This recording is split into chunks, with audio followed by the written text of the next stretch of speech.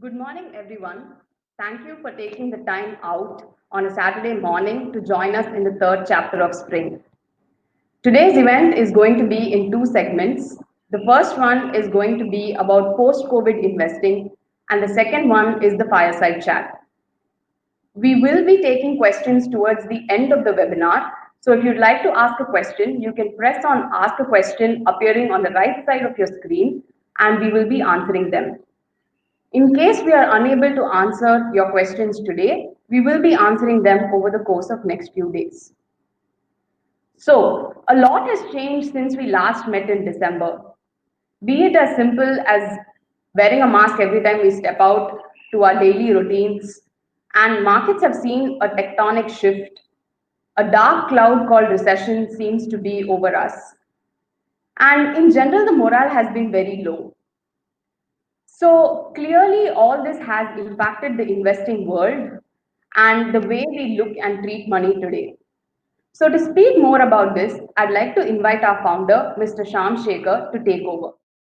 Friends, the topic I am going to talk to you about is post-COVID investing. Between the pre-COVID and the post-COVID investing, I think there is going to be a sea change. Just like businesses have dramatically altered the way they work, just like we have altered our lifestyles, investing would also need to change. Most of us went into this COVID crisis with a different asset allocation, with a different investment construct, with a different portfolio orientation, which was certainly not prepared for COVID. So COVID basically has to bring a new beginning, fresh thinking, and an investment approach which factors in all the consequences on the world. Our immediate response to COVID was to simplify it as a 1 month issue or a 2 month problem. But as it becomes increasingly clear that the consequences of COVID are far wider and we are going to have an extended economic impact, we need to refashion post-COVID investing in our lives. Firstly, let us recognize what happened between 2018 and now. In 2018, we had an economy that was growing reasonably well. Our portfolios were constructed to that context. Many investors preferred to have investment portfolios of higher growth businesses in the mid, small, and micro category. The idea was that when the economy grows at 7 to 8%, and we were factoring in an acceleration of growth sometime after 2018, we believed that businesses which are smaller will be able to be more nimble and capture that growth in a far more effective manner in their performance. And the recency biases which we were carrying into 2018 made us believe that we could ignore larger companies in order to get better returns. What happened after 2018 is very interesting. The economy began to slow, and the slowdown was very decisive. The investment world's immediate response was to orient ourselves more towards the safer businesses, and that saw the shift towards consumption. What we did in the subsequent 12 to 18 months is create a bubble in the parts of the market where we could find growth. Two parts are very distinct. One is consumption, the other is financials. It is when we had created this bubble that COVID hit us. Clearly, COVID is a black swan. It is not an event that we can ignore. Rarely have we seen economic activity come to a standstill for such long periods of time. Productivity in many businesses has come to standstill. There is no productivity. Factories are shut, tourism is shut, mobility is shut. They have seen many of these things that are shut. We do have the basic consumption that is going on, and such is the scarcity of activity that we are getting very excited by the fact that consumption is showing some hope of normalcy. In such circumstances, there is a need to take stock of one's investments. Clearly, if 2018 saw growth in the region of 7 to 8%, 2019 saw it decelerate to 4%, and the next year we are going to see negative economic growth. If your GDP growth is negative, then you have to clearly take stock of your investments, because not all businesses would be in a position to meet investor expectations, to make profits, to pay dividends, and offer scope for capital appreciation. Clearly, investment portfolios will need a significant rejig. So, where do we begin? Firstly, the COVID crisis has destroyed wealth in several parts of our investment portfolios. You have seen a significant dip just after the crisis in March, April, and then we've also seen a rally. This rally is entirely a reflection of how liquidity is changing all over the world. It has nothing to do with the business fundamentals. And with interest rates low, no prospect of a recovery in real estate, more and more money is chasing equities. It's more a lack of avenues, which is giving us a slightly improved sense of equities. So while the value destruction which happened in March, April may have been a bit excessive at that point in time, the rally could as well be a show of excess. And the reason is liquidity. So there is a need to study where our wealth was destroyed at that period and go back to the drawing board and study if those businesses can regain lost ground within 1 or 2 years. A moratorium in financials only means that you're postponing the problem. The problem has not gone away. In fact, the problem will come with greater ferocity when economic activity returns to normalcy, which means that financials heavy portfolios are definitely at very, very significant risk. And please appreciate that the Nifty is the most significant financial heavy portfolio, which means that your indices are actually at risk. We do see some proactive measures being taken by the exchanges to cap exposures of companies which grow too much in valuation. But when you have an entire sector having a weightage plus of 30%, at a time when the sector is going to face headwinds for the foreseeable future,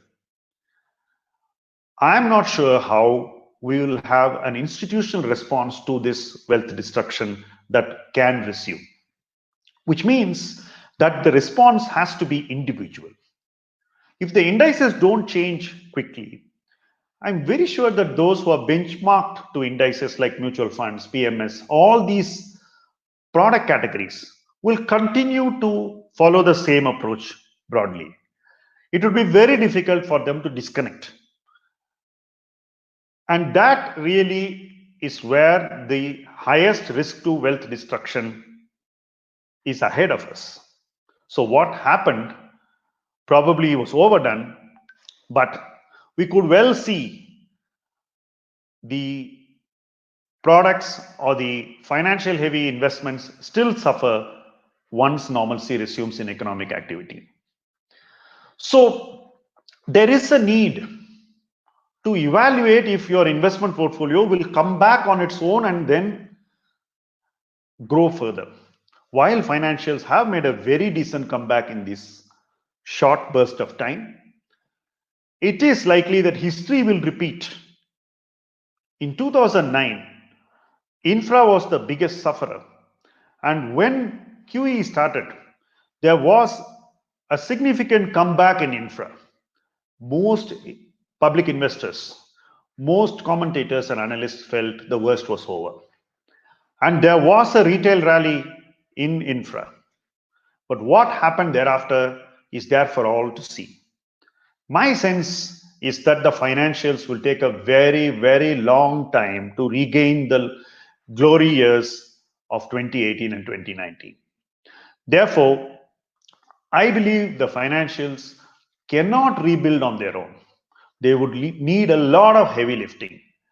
And with an economy in negative growth for the first year and no visibility of how much of this negative growth will be covered, how much of lost ground will be regained in the subsequent year, I believe that it is too premature to conclude that financials can rebuild on their own. On the other side, we also have a number of investment mistakes which we made between 2018 and 2020.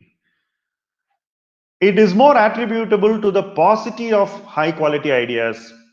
There was a tendency to move towards other ideas which are not of impeccable investment quality, but which offered great value in terms of price.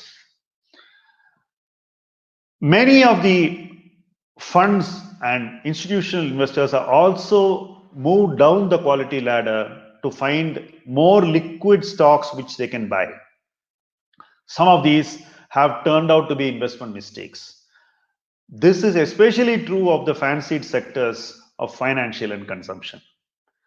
One needs to accept mistakes in these sectors, except the top 1 or 2 or 3 companies. The rest of the companies are not going to make the comeback which we thought they would make, or which they seem to be making now. So this could be short-lived, and one should accept mistakes in below par ideas, the ones below the top rung, and one should exit them. There is a need to catch up on 2 things. We have lost 2 years, and we must have lost some money also notionally. The current rally is probably an opportunity to first try and watermark our investments to a higher level than what we had in March or April, which means that you need to release monies from weaker investments. And then we should work towards catching up on the lost years.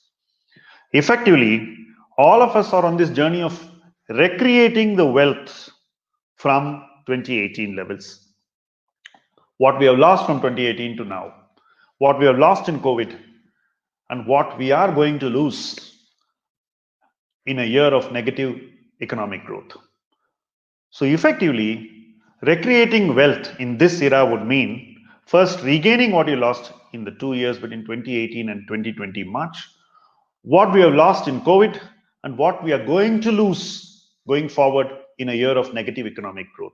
So 3 types of impacts should need to be overcome.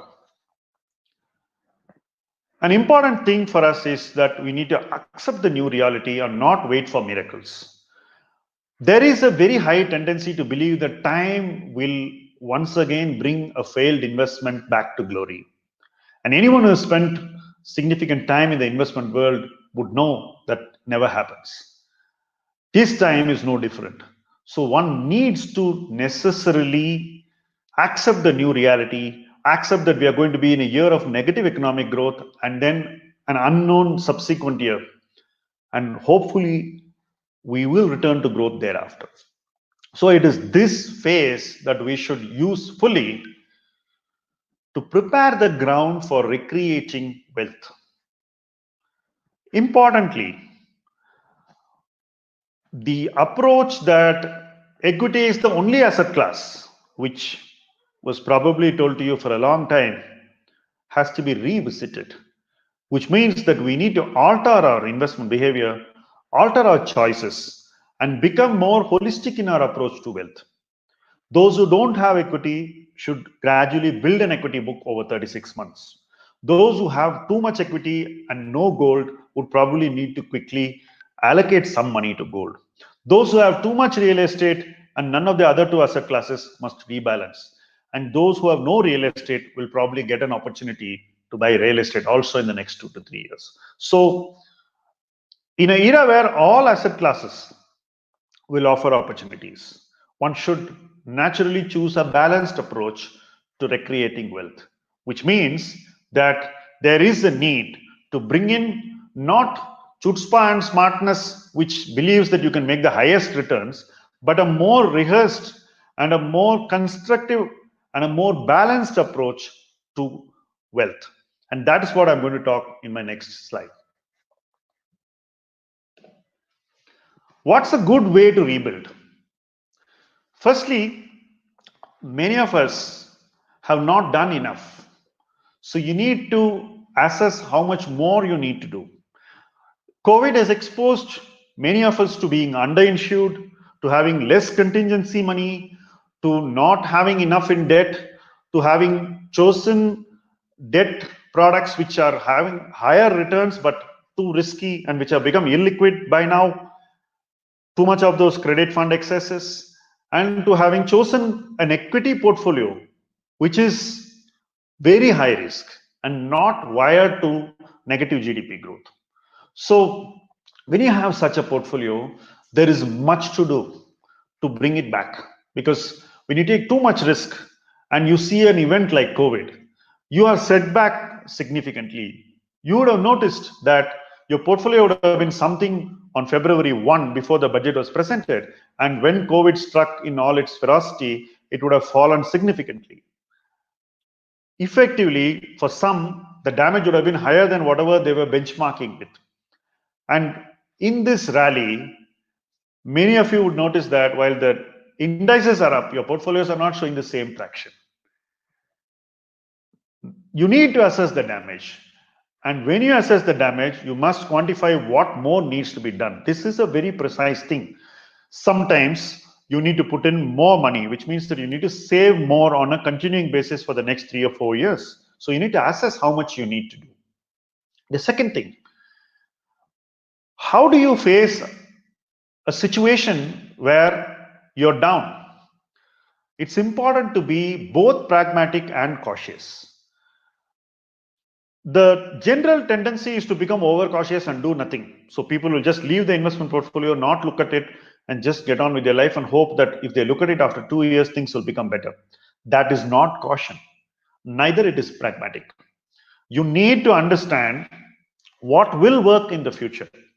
And you should ensure that you make more investments oriented towards the future. Now, if you don't have money, you would need to release monies from what you already have done in the past.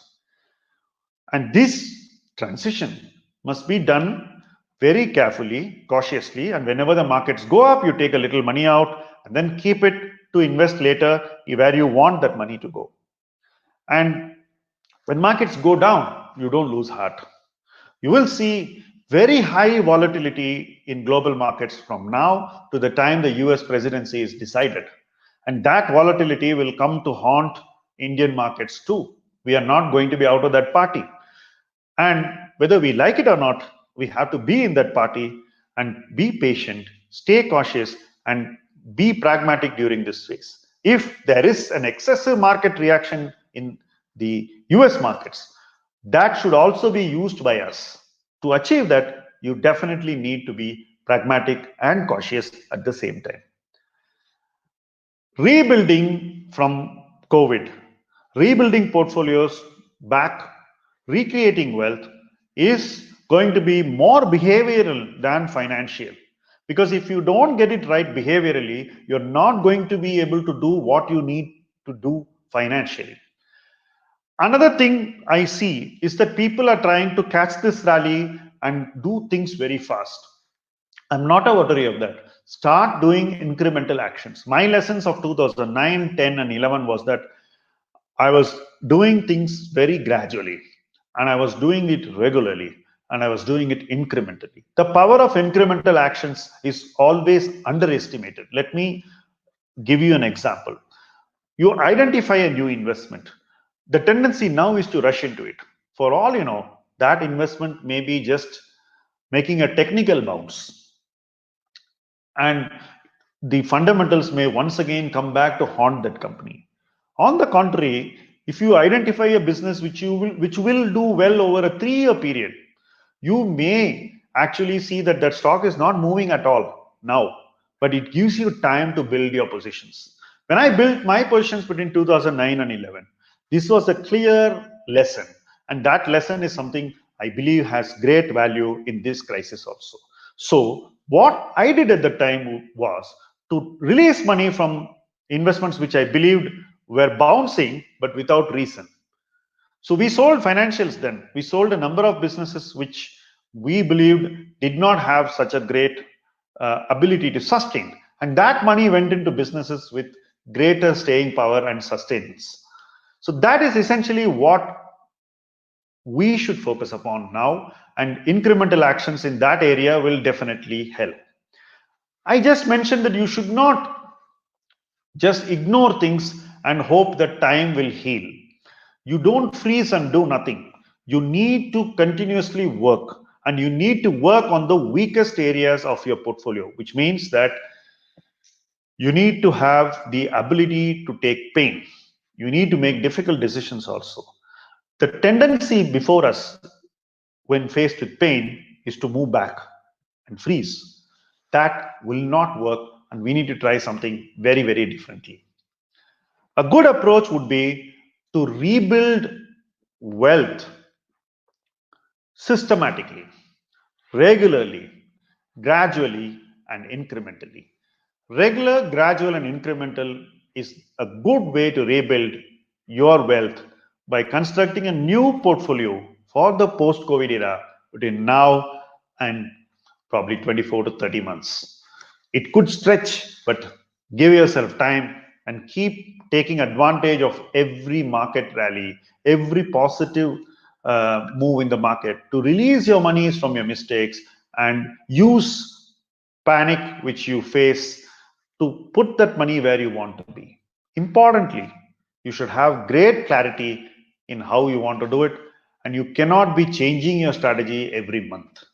What I see all around is a tendency to change the strategy every month. People wanted to sell financials in April and they want to buy financials now. This approach won't work. So you need to have a strategy and you need to rebuild your investments to a certain plan. A bear market, a negative economy, which will gradually grow back to its old size and then grow ahead, is the best time to achieve scale in your investing. Most people believe that they're not able to buy enough of all those great businesses they want to own. They believe that they are not getting enough time to do it and they miss out on opportunities. Here is an opportunity of 2 to 3 years where you are going to get an extended window of time to scale up your investments. A slow growth economic era is a fantastic time to achieve investment scale. So people who have small portfolios can actually increase the size of their portfolio remarkably. And those portfolios should further grow and create significant wealth for you later. Bad times offer a great opportunity to scale up. So the businesses which you want to buy should be those which will take some time to come back, but which don't need too much capital and which will allow you the opportunity to scale up. The user industries may be going through some temporary aberrations. You have to identify businesses like that. In 2010, building materials was in that shape. We could buy them very easily. There are many other businesses which we bought at that time which were good allocators of capital, which didn't need too much money to grow and whose user industries were going through a little bit of difficulty. But the companies were tightening up, preparing for growth, and well placed to deliver when growth offered them those opportunities. Bad times must be used. But to do that, you need to have the will and the mental ability to deal with near-term negative returns. Because stocks can go down. Companies which are given 20x, 30x first went down 25-30% and then went back up. So dealing with negative returns is very, very important. It is also important to accept notional losses. Many of us feel that once we buy a stock, it should not go down. That's never the case. You need to be ready for the market to be more irrational. But in that phase, you need to keep validating your investment hypothesis. Make sure that you have not made a mistake and it is market which is making a mistake in evaluating the value of the business. Sometimes you could also be wrong. If you're wrong, then you should take those negative returns and move on. If you're not wrong, keep investing steadily and scale up your position over time. Importantly, when the markets come out of a bear phase like this, there is a very high tendency to go back to the sectors and themes which did very well in the last bull run. Remember, the bull run of 2018 was born between 2010 or 9 and 10 and 13. And between 13 and 18, we had a long period of positivity. But what we see today is a very different economic situation. And anyways, people who have played these themes, the institutional guys, HNIs, everybody is probably going to be bored of what they did. And it is easier for them to identify newer themes and sectors which are underowned and which they can quickly own adequately. It's human nature to want something new, and this time will be no different. So you need to choose newer sectors and themes. Old themes will have fatigue and they may be waning, so be warned. Once you have identified the right sectors and themes, you need to move towards creating enough conviction that will help you think big and scale. The worst of times is the best of times to scale up your investment books. You don't wait for things to get better. But generally, what I have observed in this 2-year period is that people don't want to invest when the chips are down. I've seen this in pharma, I've seen this in gold, I've seen this very recently in the NASDAQ 100. Many places where when the chips were down and you tell people, think big now, quickly make an investment, people want to see their whole portfolio come back and then they want to invest. Now, this is never going to work. When you see an opportunity, deal that individual opportunity on merit, think big in tough times and deal with it so that it's captured in your portfolio. If you're going to wait for financials to come back and you're not going to make an investment in NASDAQ, it's not going to help. I'm just giving the scenario of March, April. I'm not suggesting that you buy NASDAQ down. Or if you're trying to do something else based on what happened elsewhere, you're not going to get your big picture right. So you need to think big in tough times when the perfect opportunity is before you. But take your time to make decisions. And you may ask, when there is a crash, sudden crash, how can I take time? You take your time before all that. It's all done in anticipation, not in reaction. Investing is a lot of proactive behavior and a little bit of reactive behavior. Whereas the way we do it is the other way around. Those who are very well prepared and know what they want will be able to take advantage of that in tough times. Even if you have an advisor who can do it, sometimes if you are totally unprepared, you are not going to make those decisions. So there is a need to take time to think what will happen, how things can play out, to understand that and be ready for bad times. And when those times present themselves before you, think big in those tough times and scale up your bets when you see better evidence. So in the worst of times, you make a significant bet and then you scale it up gradually when you see more evidence in favor. Importantly, in these times, you need to cut out your market noise. Market noise will never help you, especially if you're doing something completely contrarian or something which everybody else is not doing. Many of us are habituated to this. We are trained to do it. But those who are more recent entrants in the market need to develop this trait.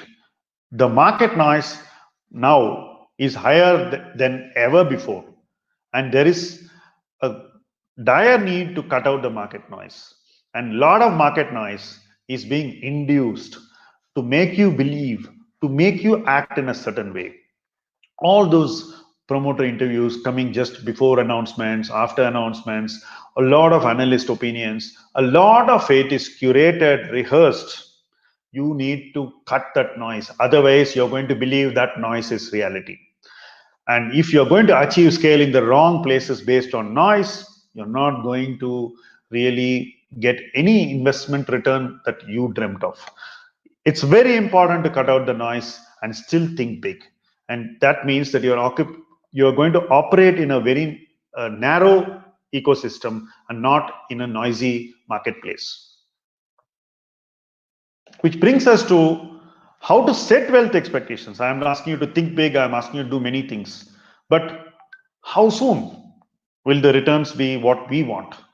Firstly, again, a lesson from 2010 to 12, expect lower returns. It's very clear to me that governments will be firefighting for the next 2 years. The economy will always be in repair mode. There will be problems that will surface from time to time in different parts. You are going to see media continuously tell you that everything is bad, nothing is well. They did it with the UPA between 2011 and 2013, and they will do it with this government also. Nothing surprising. So doomsaying will become professional and more noisy. So you need to actually understand that you are going to survive this phase, because only if you survive this phase and your investments come out of this phase with the right construct, you are going to see better returns. But in this phase, you are going to see lower returns. Higher returns can be lumped up after 2-3 years. That's the earliest. So if you are trying to, push yourself for great returns by 2021 March or 2022 March, you're not understanding what you're trying to do. You need to basically lower your expectations in this period and build the right investments. This is a building phase. You need to really construct a portfolio which will kill it when the economy goes back to 5-6% growth in the subsequent years. So taking longer range bets is the best option. It will give you higher returns, and chasing near-term returns will not work out. That is my personal motto for this phase. Momentum will swing both ways. You will see a market which goes up one day 3%, and then you'll see another market which goes down another day 3%. You will see doom and you'll see very positive, bubbly days, and you'll see days of doom as well. So momentum will swing both ways, and you should survive this phase. How can you do that? You need to balance your exposure to different asset classes. I know many people who are very proud saying that, oh, I don't own a house, I would rather stay, or I'll just have one house, I don't need this, I'll put all my assets in equity and I'll make this. This iPod behavior is not going to work. You need to have balanced asset allocation now more than ever before. You need to own gold. You need to have some amount of debt investments as well. But choose your debt investments to not give you sleepless nights. Let the returns be moderate, but choose well. You need very good advice in debt now more than ever before. And you need equity allocations which will scale up to capture and deliver the benefits of future economic growth.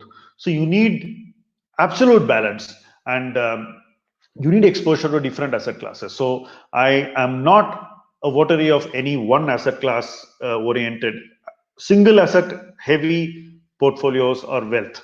That approach has to be changed. So you need to balance your exposure to different asset classes now more than ever before. Be ready for nasty surprises. The US elections can really give you pain. So be ready for that. So which means that you should keep some money to invest for every situation. So you should keep some money idle to be invested when things look very bad for a brief period, maybe a week. Invest even if things get worse. That is very, very important. Most of us are very, very hesitant to invest when things get worse. We say, let it get better, then I'll invest. No, that's not investing. Investing is not about chasing momentum. And when you have this kind of an economic situation, momentum investing will not work. Probably traders may make some money for brief periods of time, but when the momentum swings the other way, it's going to be very painful. So be ready to invest more when you are faced with nasty surprises. If things get worse, make incremental investments. It's very, very important. Moderate your valuation expectations. I saw this in 2018. People are saying 20 PE for midcap is new normal. And today, you know where we are. You have some very good companies at 10 PE and probably even lower. And some very ordinary companies are still at 20-25 PE, because we are not moderating our valuation expectations based on our past biases. Moderate your valuation expectations, whether it involves a business you already own or what you want to buy. If your valuations are higher, sell, because those valuations may not sustain. And if your valuations moderate and come to very attractive levels and good businesses, invest in them, and invest even in sectors where valuations are moderating. So when you moderate your expectations, you're also moderating behavior, which means the way in which you invest will also be moderated, and you will do it gradually, regularly, and incrementally. That's really what you should achieve, and moderating expectations should help you achieve that. The last point, and the most important point that I think every one of you must remember, is that you must be more patient now than ever before. When I say patient, you should be patient with the decisions you're going to make from now on to invest. But you can't show the same patience with investments which you have made in 2018 and 19, which have clearly not lived up to your expectations and now look weaker than they did in 2018-19. There are many investments which people have made like that. We all want them. So if you have made an investment in 2018 in a micro cap, for example, I can take that example, or a small cap fund. If you get a rally, you will need to take some money off the table, because those are the businesses that will take the longest to come back.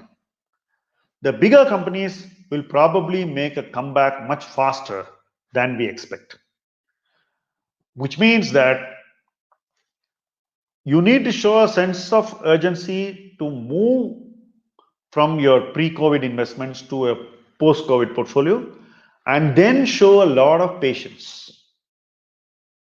So that's how your construct should be. But what people do when they come out of one bull market into a bear market, and then when the markets again move out of that bear market gradually, is they wait for those mistakes of the previous bull market to perform. And I have noticed that that patience doesn't work. And then they sell those investments after losing another 2-3 years of time. The most important thing now is not to repeat that mistake. You need to take a call on the more vulnerable businesses and companies. You are seeing a lot of capital raising being done now. You are seeing companies using this rally.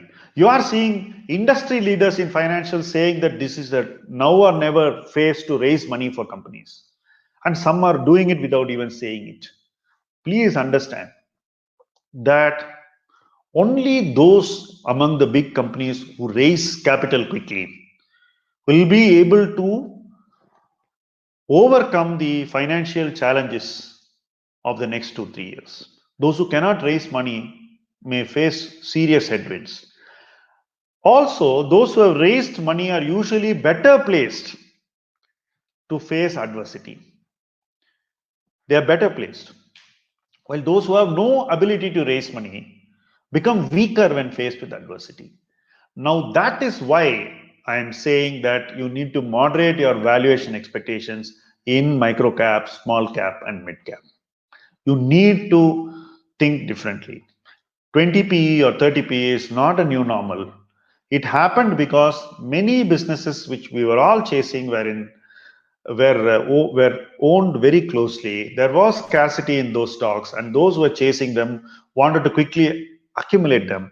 And those who are already invested in them were smart enough to induce momentum very fast, so that those who were chasing gave them the exits and valuations. Please understand this. This is not a phase to bet on scarcity expanding valuation. It may happen in 1 or 2 places, but it's not a sustainable investment strategy. This is a time to focus on sectors and themes which will perform significantly well for an extended period of time, and give us also an opportunity to buy our positions and build them over a period of 2 or 3 years.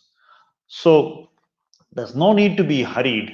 You need to be patient. At the same time, you need to take tough decisions at the right time and then make your future decisions with adequate forethought in newer themes in a manner in which you don't expose yourself only to one asset class very heavily.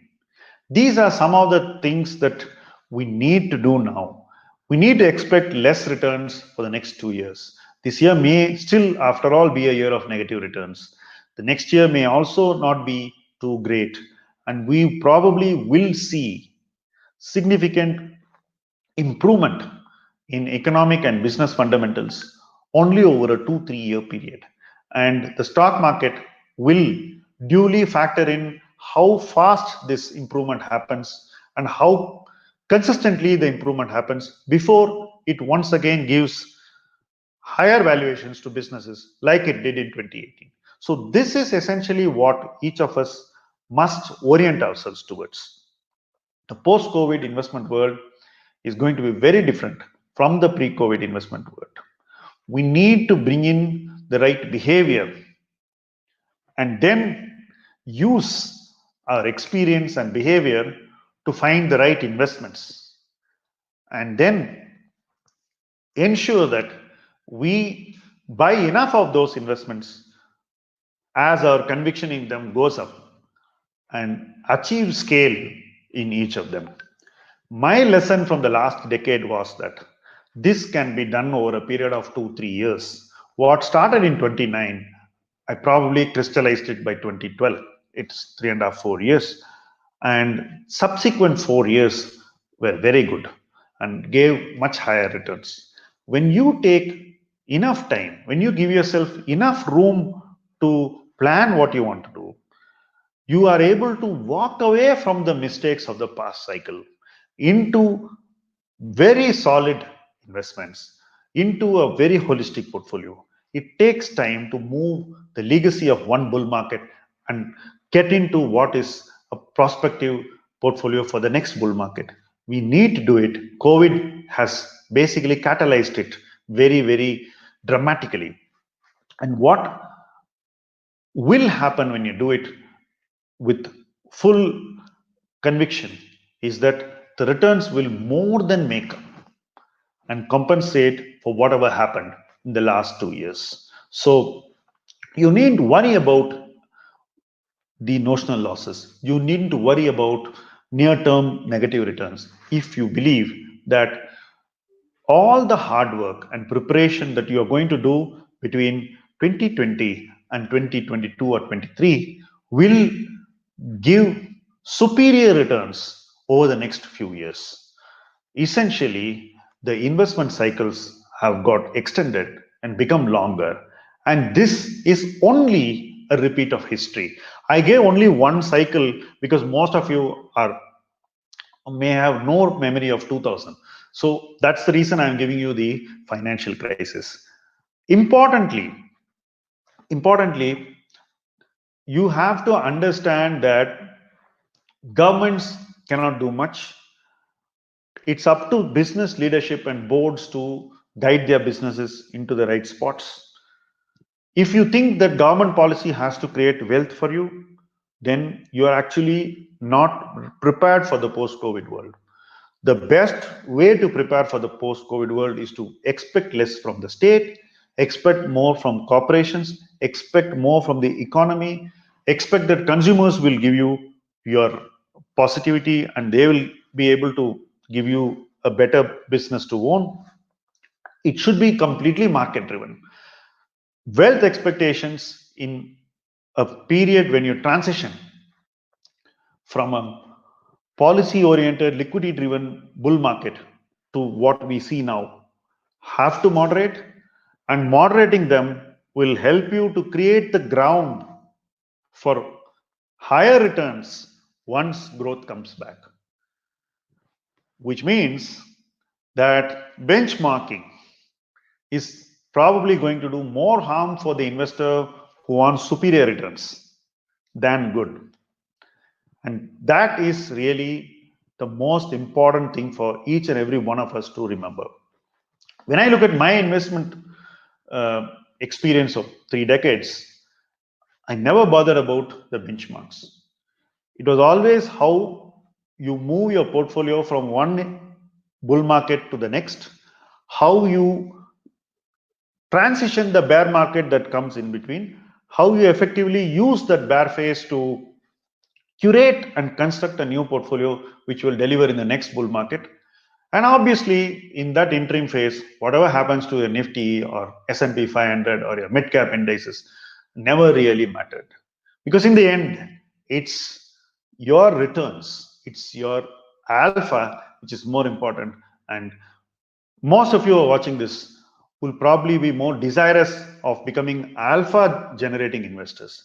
If you want to be an alpha generating investor, you must learn how to put beta pressures behind and rise above fear to become greedy in the toughest times, in places where nobody wants to invest, and build investment books much ahead of your peers.